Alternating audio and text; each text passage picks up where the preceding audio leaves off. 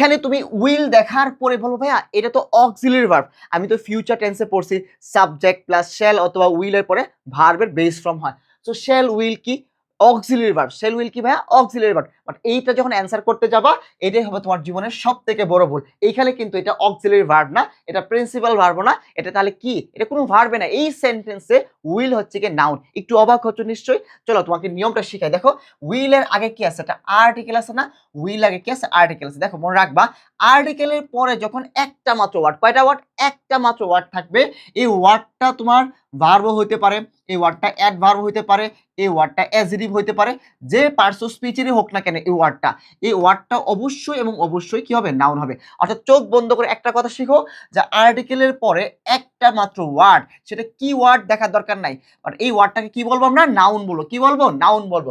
এখন তো ভাই নিয়ম বোঝাইলেন, বুঝলাম যে এখানে এ হচ্ছে আর্টিকেল, আর আর্টিকেলের পর একটা ওয়ার্ড আছে বিদায় আমি কি নাউন বললাম। বাট আমি যে পড়ে আসছি যে শেল উইল এগুলো অক্সিলারি ভার্ব, এইখানে তো অক্সিলারি ভার্বটা কেন হলো না, দেখো তোমাকে বলি। এই যেখানে উইল আছে না, এই উইলের বাংলা কি জানো, এই সেন্টেন্সে উইলের বাংলা হচ্ছে কি ইচ্ছা। কি ভাইয়া, ইচ্ছা। আমরা বলি না ইচ্ছা থাকলে উপায় হয়, এটা হচ্ছে সেই প্রবাদটা, there is a will there is a way. যে তোমার একটা ইচ্ছা আছে না ঢাকা বিশ্ববিদ্যালয়ে পড়ার, ইনশাল্লাহ তোমারও ঢাকা ইউনিভার্সিটিতে চান্স হবে। চলো আমি এখান থেকে আরেকটা জিনিস তোমাকে শিখিয়ে দিই, সেটা হচ্ছে কি উইল থেকে উইলিং। উইল থেকে কি ভাইয়া, উইলিং। এই উইলিং মানে হচ্ছে কি ইচ্ছুক, এটা হচ্ছে ইচ্ছা, উইল মানে ইচ্ছা, আর উইলিং মানে হচ্ছে কি ইচ্ছুক। পৃথিবীর প্রত্যেকটা নিয়মের কিন্তু একটা ব্যতিক্রম নিয়ম থাকে, বাট এই নিয়মের কোনো ব্যতিক্রম নাই। সেটা হচ্ছে কি আর্টিকেলের পরে যদি তোমার একটা মাত্র ওয়ার্ড থাকে সেটা নাউন হয়, আর্টিকেলের পরে একটা মাত্র ওয়ার্ড থাকলে সেটা কি হয়, নাউন হয়। কিয়ামত হয়ে গেলেও নাউন হবে।